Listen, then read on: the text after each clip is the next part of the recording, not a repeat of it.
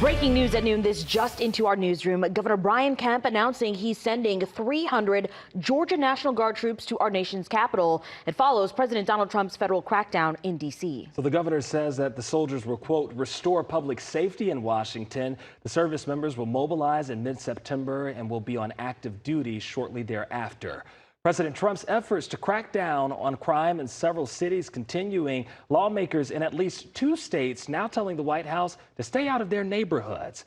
This week, President Trump warning of a troop deployment to Chicago, much like what we're seeing in D.C.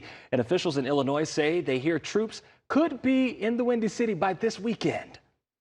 Trying like hell to keep them away. I do understand that there's a level of anxiety that does exist in our city. Washington, D.C. officials are now suing the Trump administration over this deployment. The lawsuit filed by D.C.'s Attorney General claiming that troops are illegally acting as local police by patrolling neighborhoods and carrying out searches and arrests. The lawsuit also accuses the president of violating the Constitution and federal law by sending troops in without consent from local leaders. The White House claims the lawsuit is an attempt to, quote, undermine Trump's efforts to crack down on crime in the nation's capital.